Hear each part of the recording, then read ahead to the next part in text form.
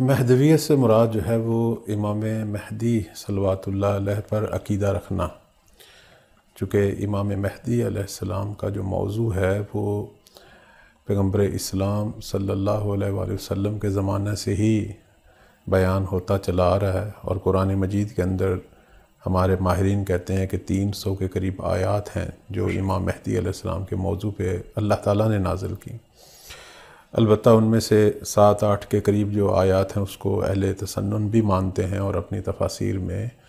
لکھتے ہیں کہ یہ آیات جو ہیں یہ آخری زمان میں آنے والی جو ہستی ہے کہ جن کی بشارت احادیث نبوی میں ہے، یعنی امام مہدی علیہ السلام، ان کے بارے میں ہے۔ لیکن شیعہ مکتب کی روح سے جو ہے وہ 300 کے قریب آیات ہیں، چونکہ امام مہدی علیہ السلام کا دور ہے کہ جس میں قرآن حقیقی معنوں میں قرآن سے لوگ فیض لیں گے، دین اسلام کی اصلی شکل سامنے آئے گی، اللہ کا حکم اس زمانے میں نافذ ہوگا۔ ماشاءاللہ۔ تو کیوں نہیں اللہ تعالیٰ نے اس موضوع کو جو ہے وہ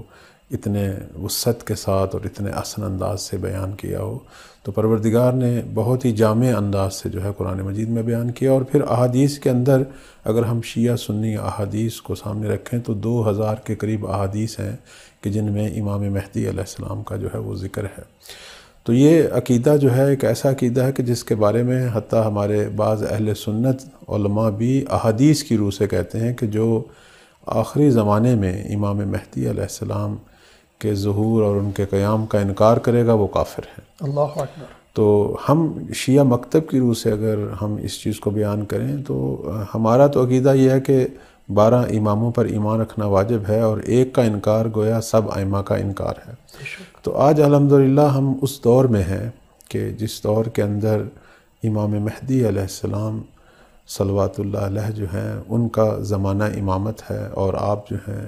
وہ وقت کے ہادی بھی ہیں، حجت خدا بھی ہیں، خلیفہ پروردگار بھی ہیں، واسطہ فیض بھی ہیں اللہ اور مومنین کے درمیان، اور ساتھ جو ہے آپ وہ ہستی ہیں کہ جو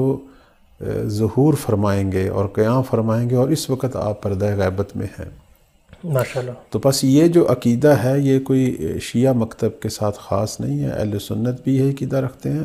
صرف فرق یہ ہے کہ اہل سنت جو ہیں وہ یہ کہتے ہیں کہ ہم آخری دور میں امام مہدی علیہ السلام کے منتظر ہیں، اور وہ اسی وقت پیدا ہوں گے، جوان ہوں گے اور قیام کریں گے۔ اور ہم یہ کہتے ہیں کہ زمین کبھی بھی حجت خدا سے خالی نہیں رہ سکتی، اور ہمارے نبی کریم صلی اللہ علیہ وآلہ وسلم نے اپنے بعد جو 12 اوصیاء اور 12 اماموں کی اور 12 حجج الہی کی جو بشارت دی تھی، تو 11 جو ہیں وہ اوصیاء گزر چکے ہیں، اور اب ہم 12ویں کے دور میں ہیں، اور اللہ نے ان کو حضرت نوح علیہ السلام کی مانند جو ہے وہ عمر طولانی دی ہے، جس طرح حضرت عیسیٰ ابن مریم کو بھی دی، اور اسی طرح جیسا کہ حضرت خضر علیہ السلام کے بارے میں بھی کہا جاتا ہے۔ تو پروردگار جو ہے وہ اس قدرت کا مالک ہے، وہ جسے چاہے طولانی عمر دے۔ اسی طرح امام مہدی علیہ السلام کو بھی اللہ نے طولانی عمر دی ہے، وہ اس وقت موجود ہیں۔ حتیٰ اس موضوع پر اہل سنت کے بعض بزرگان جیسے ابن عربی انہوں نے بھی اقرار کیا کہ امام مہدی وہی فرزند امام حسن عسکری علیہ السلام ہیں اور اس وقت موجود ہیں، اور میں نے ان کی زیارت بھی کی ہے۔ اور اہل سنت کے اندر ایسے بھی تقریباً 30 یا 40 کے قریب علماء ہیں کہ جنہوں نے ہمارے ہی اس امام جن پر ہم عقیدہ رکھتے ہیں ان کی امامت پر جو ہے وہ ایمان رکھتے ہیں اور کہتے ہیں کہ وہ موجود ہیں۔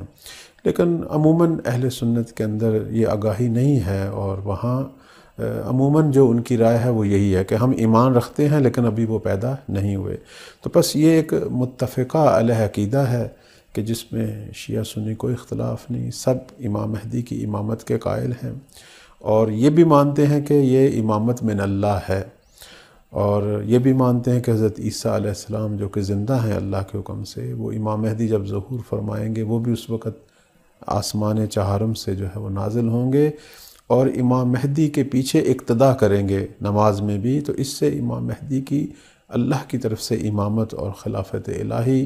اور حضرت عیسیٰ جیسے نبی پر جو ہے برتری اور فضیلت بھی جو ہے وہ ثابت ہوتی ہے۔ اس پر بھی تمام مسلمانوں کا اتفاق ہے۔